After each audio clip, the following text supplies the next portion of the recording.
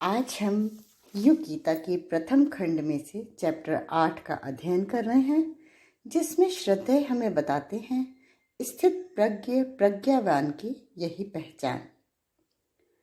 भगवान श्री कृष्ण कहते हैं, इंद्रियाणाम हि चरताम यन्मनोनो विधीयते तदस्य हरति प्रज्ञाम वायुर्नाव विभाम्बसी।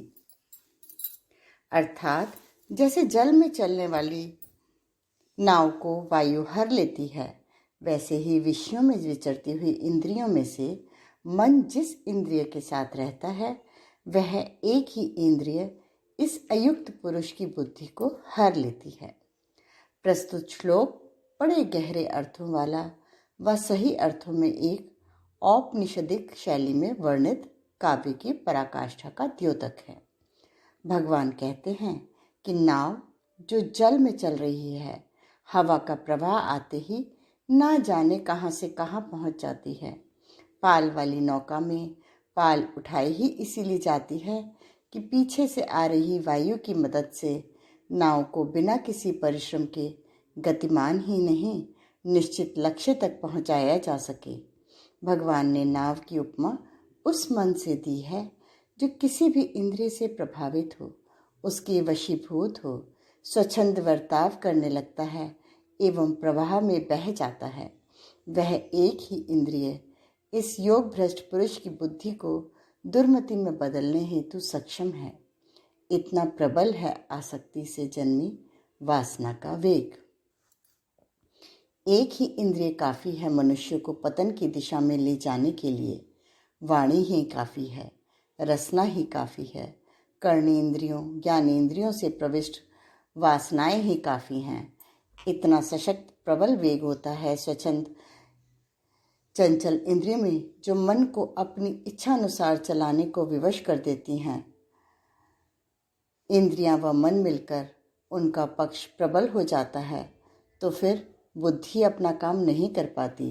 बुद्धि कुबुद्धि बनकर अनर्थकारिणी बन जाती है। इससे विपरीत बुद्धि के अनुकूल मन और मन के अनुकूल इंद्रियां हो जाती हैं। इससे विपरीत बुद्धि के अनुकूल मन और मन के अनुकूल इंद्रियां हो जाती हैं, तो जीवन का सारा व्यवहार आत्मा के अनुकूल होता चला जाता है।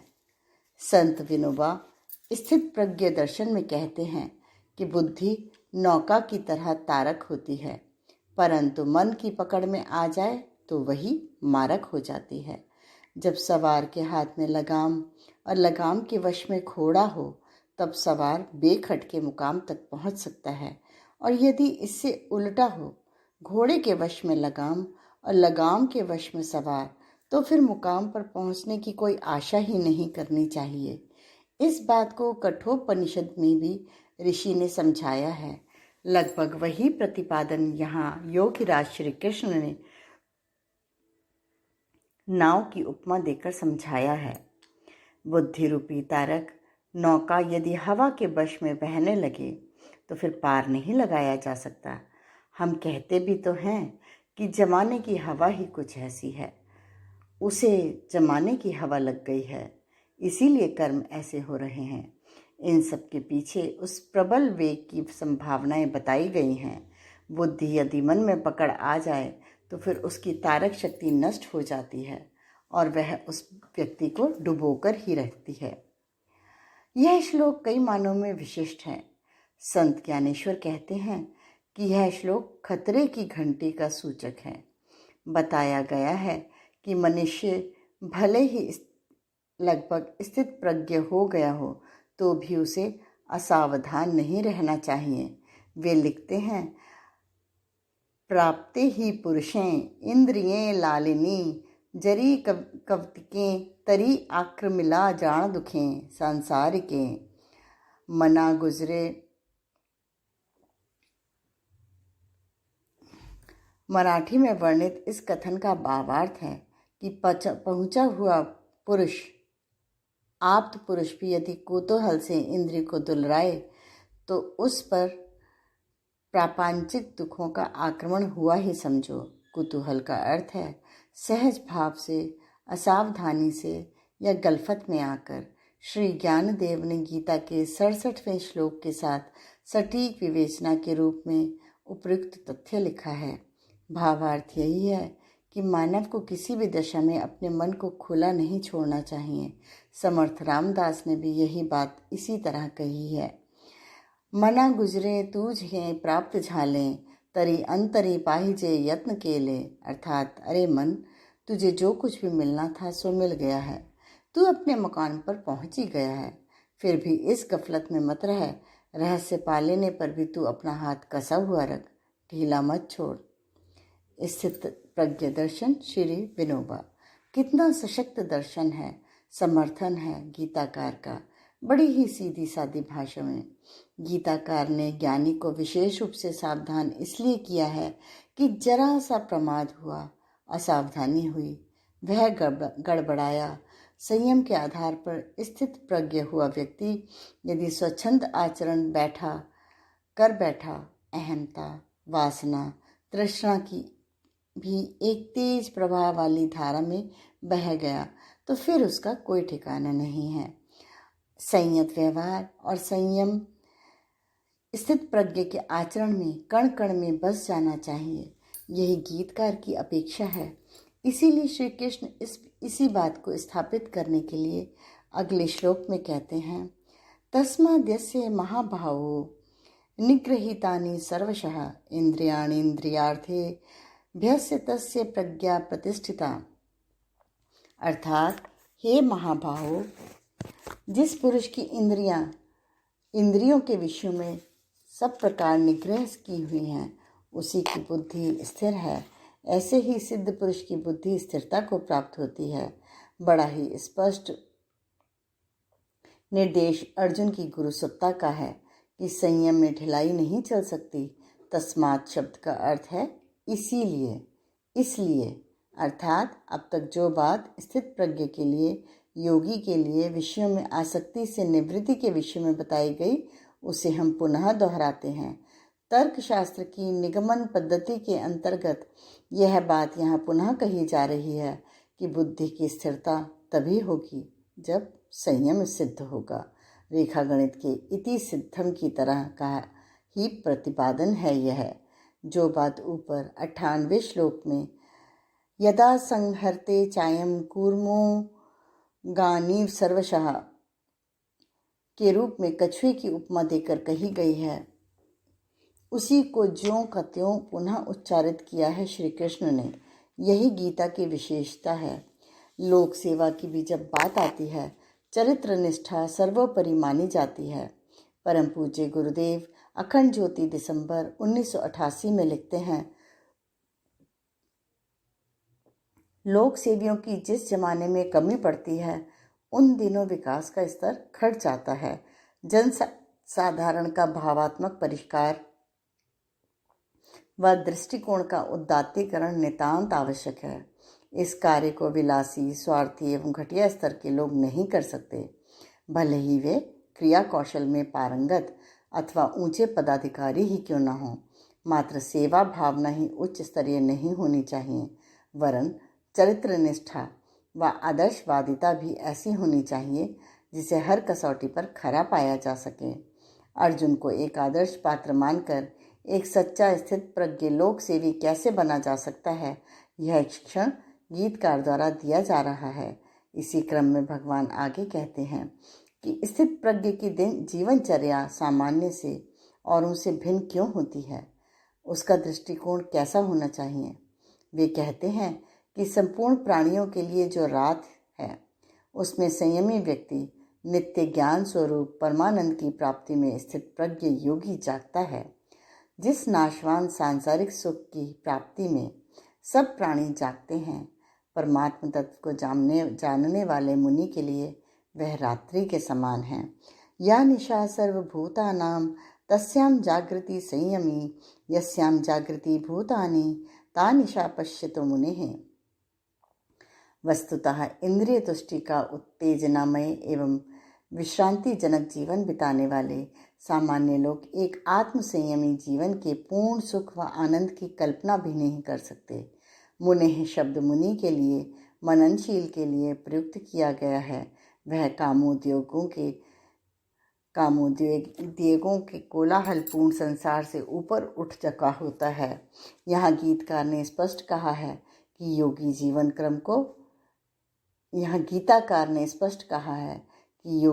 क्रम को पूरी तरह उलट देता है। वह सांसारिक लोगों से ऊपर चलता है, वह अंतरंग से बहिरंग की ओर चलता है। योगी की सबसे सटीक व्याख्या वाला श्लोक यही है जो गीता में बिल्कुल सही स्थान पर स्थित प्रज्ञ की परिभाषा देता हुआ उद्धत है। श्री रामकृष्ण परमहंस कहा करते थे कि 3 प्रकार की व्यक्ति रात में जागते हैं, भोगी, योगी व रोगी। भोगी व रोगी को सब जानते हैं कि क्यों वे रात में जागते हैं। हमें योगी की पहचान करनी होगी, जो स्थित प्रज्ञ की स्थिति में रहता है, सोते रहते हुए भी जागता है, जागरूक रहता है, जो महानिशा का ध्यान करके सोता है, हमेशा परम सत्ता में स्थित रहता है, वही योगी है। परम पूज्य गुरुदेव कहा करते थे कि हर लोक सेवी को थोड़ी देर के लिए महानिशा का, प्रलय की स्थिति का, जब सारा जग सो जाएगा, ध्यान अवश्य करना चाहिए। यह ध्यान रात्रि में सामान्यतः प्रथम पहर में किया जाता है, किंतु जल्दी सोने व उठने वाले इसे ब्रह्म मुहूर्त में संपन्न कर सकते हैं। इससे बड़ी शीघ्र स्थित प्रज्ञ की स्थिति सिद्ध होती है। उपयुक्त श्लोक यदि हम सूक्ष्म अर्थों में समझ लें तो भी हम स्थित प्रज्ञ विषय के साथ न्याय कर पाएंगे। स्थित प्रज्ञ की जीवन दृष्टि और अज्ञानी भोग विलासियों की जीवन दृष्टि में बड़ा अंतर होता है। श्री विनोबा जी कहते हैं कि जैसे 2 समानांतर रेखाओं का कहीं कोई स्पर्श बिंदु नहीं होता, वैसी ही स्थिति इन दोनों की जीवन दृष्टियों की होती है।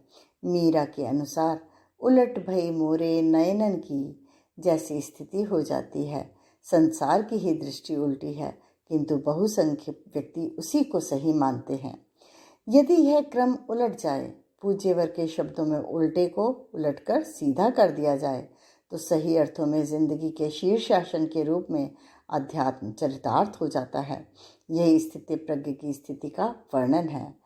69वें श्लोक में जो वर्णन है वह शाब्दिक अर्थ में न होकर बड़े ही महत्वपूर्ण सूक्ष्मतम अर्थों में है।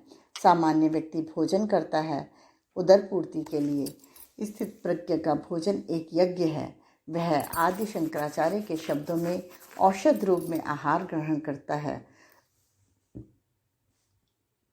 यहाँ भोग वृत्ति नहीं है। इसी प्रकार सामान्य व्यक्ति निद्रा में तो जाते हैं, पर उनकी एक एक रात ज्ञान क्षय का कारण बन जाती है, जबकि स्थित प्रज्ञ की निद्रा निर्दोष, प्रमाद मुक्त और निस्वप्न होती है। इसकी नींद में नए नए विचारों को पोषण मिलता है, नई कल्पनाएं आती हैं। यह नींद तमोगुणी नहीं सतोगुणी है। स्थित प्रज्ञ का जीवन व्यवहार स्वाभाविक, सरल और खुला होता है, जबकि सामान्य व्यक्ति का शिष्टाचार के नाम पर दंभ और बनावटी ढोंग से भरा हुआ। वस्तुतः इस श्लोक का भावार्थ, दूसरे लोग सामान्य जन फल के प्रति जागरूक रहते हैं और कर्तव्य के प्रति सोते रहते हैं, किंतु स्थित प्रज्ञ केवल फल के प्रति सोता है और कर्तव्य के प्रति विषय में जागृत रहता है। भोगों के प्रति सोया व्यक्ति ही संयम के प्रति जागरूक रह सकता है। यही बात रूपक की भाषा में योगेश्वर ने यहाँ समझाई है। इस अति महत्वपूर्ण द्वितीय अध्याय के समापन की स्थिति में अगला श्लोक और भी गहरे अर्थों वाला है। 70वां श्लोक कहता है, आपूर्ण मान मचल प्रतिष्ठम समुद्रमापः प्रविशन्ति यद्दत् तद्वत् कामा यम प्रविशन्ति सर्वे स शांति मापनोति न कामकामी। अर्थात जैसे नदियों के जल सब ओर से परिपूर्ण अचल प्रतिष्ठा वाले समुद्र में उसको विचलित न करते हुए ही समा जाते हैं, वैसे ही सब भोग जिस स्थित प्रज्ञ पुरुष में किसी भी प्रकार का विकार उत्पन्न किए बिना समा जाते हैं, वही पुरुष परम शांति को प्राप्त होता है, न कि भोगों को चाहने वाला। समुद्र में सारी नदियां समाती चली जाती हैं, पर समुद्र सदैव शांत बना रहता है। अशांत तीव्र प्रवाह वाली नदियां आकर एक शांत समुद्र में अपनी अंतिम नियति को प्राप्त होती हैं। समुद्र अचल है, परिपूर्ण है, प्रतिष्ठित है। ठीक उसी प्रकार की उपमा स्थित प्रज्ञ व्यक्ति को भगवान ने दी है। बिना किसी भी प्रकार का विकार उत्पन्न किए, हलचल मचाए, इंद्रिय भोग जिस महापुरुष में जाकर समा जाए, उसमें कोई भी विकृति पैदा ना कर पाए, ऐसा ही पुरुष पूर्ण पुरुषपन आत्म शांति को प्राप्त होता है। क्या ऐसा व्यक्तित्व विकसित किया जा सकता है? हाँ, यह परम पूज्य गुरुदेव के जीवन में हम देखते हैं। एक कथानक पूज्यवर सुनाते थे, वह यहाँ सटीक बैठता है। अरुंधति को दुर्वासा ऋषि के पास भोजन प्रसाद लेने जाना था, तो वे अपने पति वशिष्ठ ऋषि के पास आईं और बोली कि नदी तो प्रबल वेग से उफन रही है, हम कैसे जाएं? ऋषि बोले, नदी के पास जाकर कहना कि यदि वशिष्ठ ऋषि सदाचारी ब्रह्मचारी हैं तो मुझे रास्ता दे दें। पेशोपश में पड़ गई अरुंधति, हमारे तो इतने बच्चे हैं, हमारे पति ब्रह्मचारी कैसे हुए? फिर भी सोचा ऋषि की वाणी है, मिथ्या नहीं हो सकती। गई, नदी से बोली, नदी ने मार्ग दे दिया, दुर्वासा ऋषि को भोजन करा दिया। पूछा, अब मैं वापस कैसे जाऊं? नदी तो पुनः उसी वेग में बह रही है। ऋषि बोले, जाओ, नदी से कहना यदि दुर्वासा ऋषि निराहारी हो तो मुझे रास्ता दे दो। सोचने लगी अरुंधति कि अभी तो इतना भोजन किया है, निराहारी कैसे हुए? फिर भी चल पड़ी। नदी से बोली, मार्ग मिल गया। लौटने पर वशिष्ठ मुनि ने समझाया कि मर्म तुम समझी कि नहीं? हमारी इंद्रियां भोग में लिप्त नहीं हैं, अंतःकरण निर्मल है, देह व्यवहार चलता रहता है, अंतरात्मा अपने विशिष्ट रूप में बनी रहती है। इसलिए हमने अपने विषय में ब्रह्मचर्य पालन की बात कही थी। दुर्वासा इंद्रिय तृप्ति के लिए आहार लेते हैं तो आहार ग्रहण करने वाले कहलाते। इंद्रिय चिंतन में लीन, ईश्वरीय चिंतन में लीन ऋषि महापुरुषों को इंद्रिय भोग नहीं व्यापते। जहाँ इंद्रियों को तृप्ति मिलती है वहाँ आत्मा के समुद्र में हलचल पैदा हो जाती है। आत्मा रूपी समुद्र में यदि कोई हलचल न हो, पैदा न हो, तो ऐसा व्यक्ति इंद्रिय भोग करता हुआ दिखाई देकर भी वैसा होता नहीं है। इस श्लोक में एक शब्द आया है, न काम कामी, अर्थात जो कामों के पीछे दौड़ता है उसे शांति प्राप्त नहीं होती। वह सतत उद्विग्न, विक्षुब्ध, तनावग्रस्त, रोगी ही बना रहता है।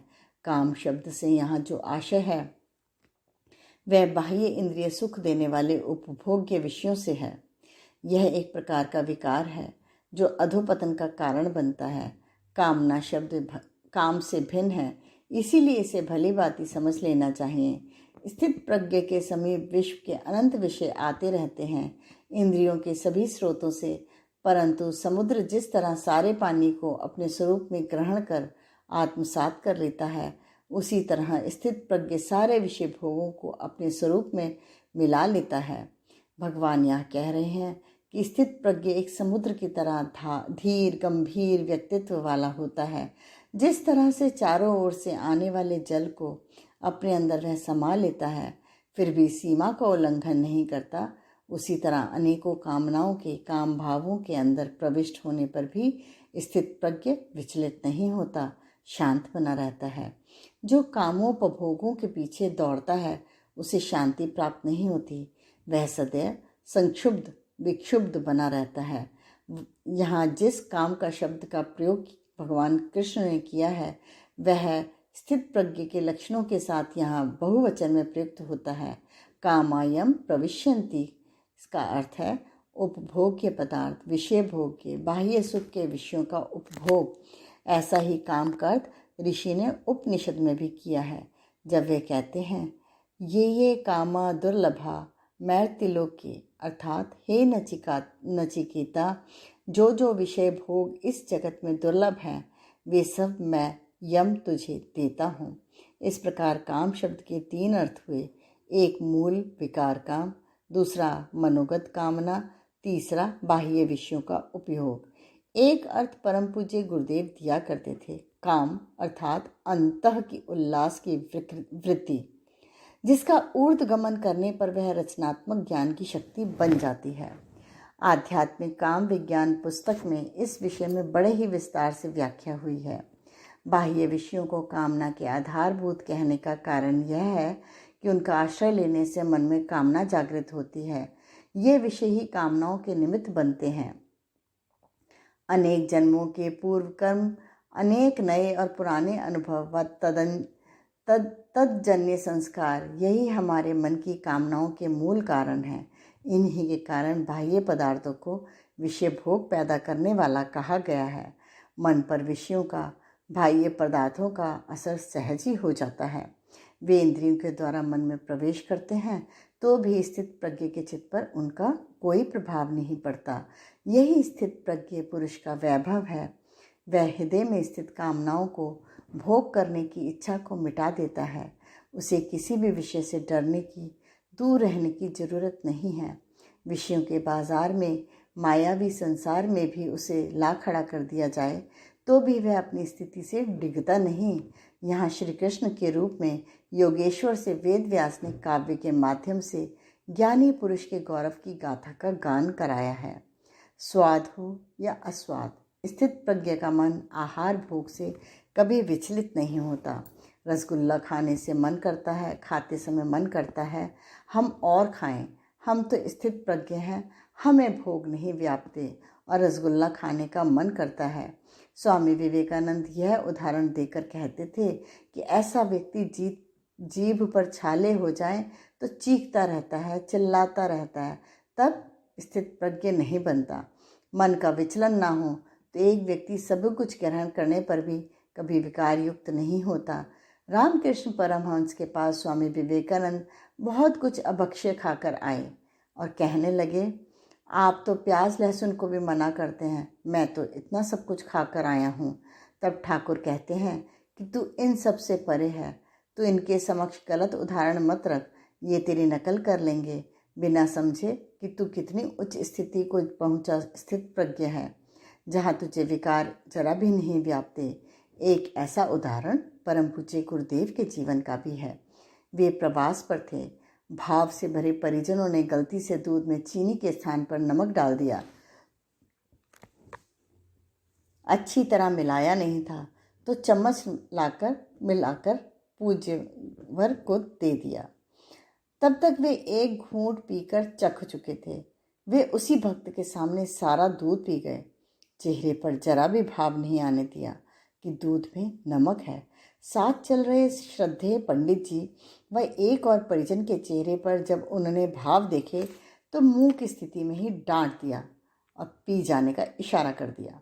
बाद में जब औरों को पता चला तो वह भक्त बहुत रोई कि हम क्या कर बैठे, परंतु स्थित प्रज्ञ की स्थिति में पहुंची हमारी उस गुरु सत्ता ने अपनी ओर से जरा सा भी उस त्रुटि का आभास नहीं होने दिया। ऐसे भोग ऐसे महामानव में जाकर लय हो जाते हैं। रामकृष्ण परमहंस के पास गिरीश बाबू व नरेंद्र नाथ की बहस चल रही थी कि स्थित प्रज्ञ कैसा होता है, उसे कैसे और कहाँ देखें। गिरीश बाबू को ठाकुर ने चर्चा हेतु बुला लिया व नरेंद्र नाथ स्वामी विवेकानंद से कहा कि वे पंचवटी में जाकर ध्यान करें।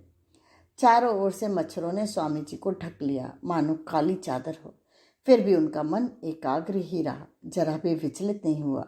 गिरीश बाबू को रामकृष्ण परमहंस ने नरेंद्र के पास बैठकर ध्यान करने को कहा तो वे काफ़ी देर तक मच्छरों के आक्रमण से विचलित रहे। बाद में अंदर से एक कंबल लेकर आए ताकि ध्यान में एकाग्र हो सकें। कहीं न कहीं से एक मच्छर कंबल में घुस गया तो वे फिर अस्थिर हो गए। 8 घंटे सतत विवेकानंद ध्यानस्थ रहे। मच्छरों के सतत आक्रमण के बाद भी गिरीश बाबू मच्छर उड़ाते रहे। आश्चर्य से देखते रहे कि इनका ध्यान कैसे लग रहा है। विवेकानंद उठे, अपना हाथ हिलाया, सभी मच्छर उड़ गए। उन्होंने गिरीश बाबू को देखा व कहा, जीसी, गिरीश बाबू का नाम, आप क्या कर रहे हैं? वे बोले, हम तो ध्यान की कोशिश कर रहे थे पर कर ही नहीं पाए। आपने कैसे ध्यान कर लिया इतने मच्छरों के होते हुए भी? स्वामी जी बोले कि ध्यान तो आत्मा से किया जाता है, मच्छर तो शरीर को काट रहे थे, आत्मा को थोड़े ही कष्ट दे रहे थे। आप जरा शरीर से गहरे डूब कर ध्यान करके तो देखिए। जब ऐसी स्थिति आ जाती है, आत्मा रूपी समुद्र निश्चल बना रहता है, तो कितने ही कष्ट आए, कितने ही विषयों के आक्रमण हों, चित्त जरा भी डामाडोल नहीं होता। ऐसी स्थिति में किया गया जब ब्राह्मी स्थिति को प्राप्त करा देता है। इस उदाहरण से समुद्र वाली संज्ञा को जो स्थित प्रज्ञ के विषय में दी गई है भली भांति समझा जा सकता है। स्थित प्रज्ञ की स्थिति का गीता के द्वितीय अध्याय के इस 17वें श्लोक के परिप्रेक्ष्य में विवेचन करते हुए विनोबा जी ने स्थित प्रज्ञ दर्शन में लिखा है कि स्थित प्रज्ञ अविचल मन स्थिति व अंतःकरण का होता है। एक और उसमें अत्यंत परिशुद्ध कर्म भी असंभव है तो दूसरी ओर निषिद्ध कर्म भी संभव है। एक और शुभाशुभ कर्मों का योग है। सभी स्थिति के व्यक्तियों का आंतरिक लक्षण सदा एक ही रहता है। उनका अंतर्जगत सदैव शांत रहता है। आत्मस्थिति कभी भी भंग नहीं होती, सदा अविचलित बनी रहती है। जागृत विवेक शक्ति के माध्यम से सत्य व असत का निरंतर भान करते हुए वह समुद्र की तरह विराट, धीर, गंभीर हृदय वाला होता है। इसमें स्थित प्रज्ञ की परिभाषा को समझना चाहिए, नहीं तो हम भी मान बैठेंगे कि आचार व्यवहार की कोई रोक टोक उसे नहीं होती। वह चाहे जो करता है कर सकता है, पर निर्लिप्त भाव से ही कर रहा है, अतः क्षम्य है। ऐसा होने पर तो कोई भी इस परिभाषा के बाने में घुसपैठ कर सकता है। वस्तुतः स्थित प्रज्ञ अपने आप को इस तरह विकसित कर लेता है कि उसकी दृष्टि में संसार में शुभ के सिवा कुछ नहीं है। यह व्याप्त हो जाता है। इसी कारण वह सदैव शांति को प्राप्त है। शांति पाने का यही एकमेव सूत्र भी तो है। अगला श्लोक। विहाय कामान्य सर्वान् पुमाश्चरति निःस्पृह निर्ममो निरहंकारः स शांतिं धिगच्छति। अर्थात जो पुरुष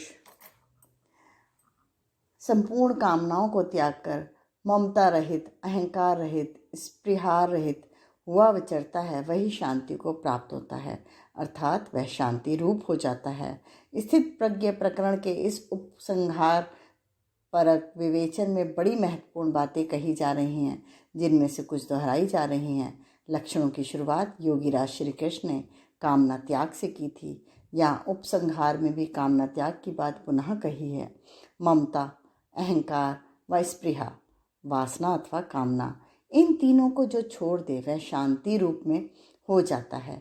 यही प्रकारांतक से तृष्णा, अहंता और वासना के रूप में वित्तेषणा, लोकेषणा, पुत्रेषणा के रूप में समझाई जाती रही है।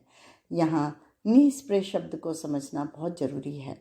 जब भी सभी कामनाएं छोड़ दी तो फिर स्पृहा, वासना और कामना नहीं छोड़ी। यह बात इस श्लोक में समझने में नहीं आती। सब कामनाएं छूट गई तो जीवन विषय कामना छूटी कि नहीं, यह आशय यहाँ विहाय कामना के बाद निष्प्रिय है। जीने की अभिलाषा मरने तक शूल की तरह चुभती रहती है, किंतु जो जीने की वासना छोड़ देता है वह जीवित रहते हुए भी जीवन मुक्त परमहंस हो जाता है। जीवन शुद्ध आनंदमय हो जाता है। स्थित प्रज्ञ व्यक्ति जीवन से उबा हुआ नहीं होता। जीवन की अभिलाषा मिट जाने से मृत्यु का भय मिट जाता है। अर्जुन की मन स्थिति को देखते हुए भगवान द्वारा यहाँ स्पष्ट किया जाना बड़ा अनिवार्य भी था। वह युग शिक्षण के लिए भी एक सूत्र इसे बनना था। यहाँ चरती शब्द आया है। इसका भावार्थ है ऐसा व्यक्ति खेलता है, कूदता है, विचरता है और उसके जीवन में दुख नहीं रहता। बाहर की वासनाएं, जीने की अभिलाषा मिटते ही भीतर का विशुद्ध आनंद शेष रह जाता है। इस प्रकार वह छोटे बच्चे के निर्मल चित्त मन वाला होकर व्यवहार करता हुआ विचरण करता है। गीता रहस्य के अनुसार तिलक ने कहा है कि चरती का अर्थ है संयम पूर्वक इंद्रियों का सदुपयोग करते हुए जीना, और परम पूज्य गुरुदेव कहते हैं इस शब्द का अर्थ है देव मानव की तरह सदैव हंसती हंसाती जिंदगी जीना, औरों को सुख मिले ऐसा इंद्रियों का उपभोग करना। प्रकारांतर से सभी व्याख्याएं एक ही निष्कर्ष पर ले जाती हैं कि साधक की स्थिति में जीने से अहंता ममता चली जाती है, शुभाशुभ कामना चली जाती है, जीवन स्पृहा चली जाती है, तो फिर मात्र शांति ही शांति रह जाती है। सांख्य योग का अंतिम श्लोक स्थित प्रज्ञ की समापन परक व्याख्या करता है। एषा ब्राह्मी स्थितिः पार्थ नैनां प्राप्य विमुह्यति स्थित्वा स्याम्मत काले अपि ब्रह्म निर्वाण मृच्छति। अर्थात हे अर्जुन, यह ब्रह्म को प्राप्त हुए पुरुष की स्थिति है। इसको प्राप्त होकर योगी कभी मोहित नहीं होता और अंत काल में भी इस ब्राह्मी स्थिति में स्थित होकर ब्रह्मानंद को प्राप्त हो जाता है। सिद्ध पुरुष जिसमें निवास करते हैं, चेतना की इस अवस्था को ब्राह्मी स्थिति कहा गया है। यह उच्च चेतना के जागरण की, भगवत चेतना के अति चेतन में अवतरण की इस प्रक्रिया का नाम है। यह एक प्रकार से परिवर्तित जीवन दृष्टि का नाम है। यह नित्य व स्थायी व्यवस्था है। इसमें पहुंचकर व्यक्ति कभी लौटता नहीं लौकिक धरातल पर। यह मन की एक प्रकार से क्रांतिकारी छलांग है।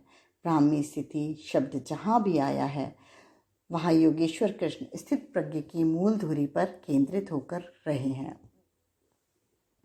यह स्थिति स्थित प्रज्ञ की हमेशा टिकने वाली सहजावस्था में है। इसमें व्यक्ति पर ज्ञान का बोझ नहीं होता। अंतकाल तक टिकी रहने वाली इस स्थिति में सहज हल्कापन होता है जो निरंतर बना रहता है, आपातकाल में भी टिका रहता है। ब्रह्म निर्वाण का अर्थ है ब्रह्म में मिलना, खुल जाना, एकाकार हो जाना। व्यापकतम स्थिति है ब्रह्म निर्वाण, जहाँ देह का पर्दा हट जाता है। सभी उपाधियों को छोड़, देह भाव को छोड़ व्यक्ति अनंत में ब्रह्म में लीन हो जाता है। उसका लोक संग्रह होता दिखाई देता है। कीर्ति अक्षुण बन जाती है। हमारी वैदिक संस्कृति में ब्रह्म निर्वाण शब्द बड़ी व्यापकता का परिचायक है। हम नष्ट हो गए, हम शून्य हो गए, यह अर्थ उपयुक्त शब्द का बनता है। परम पूज्य गुरुदेव ने स्वयं को सूक्ष्म में विलीन कर अनंत विराट रूप ले लिया। यह हम सभी ने देखा व नित्य देख रहे हैं। स्थित प्रज्ञ का समग्र दर्शन यदि समझना हो तो परम पूज्य गुरुदेव के जीवन दर्शन में हम उनकी झांकी देख सकते हैं। आज के स्वाध्याय का क्रम यहीं समाप्त होता है। धन्यवाद।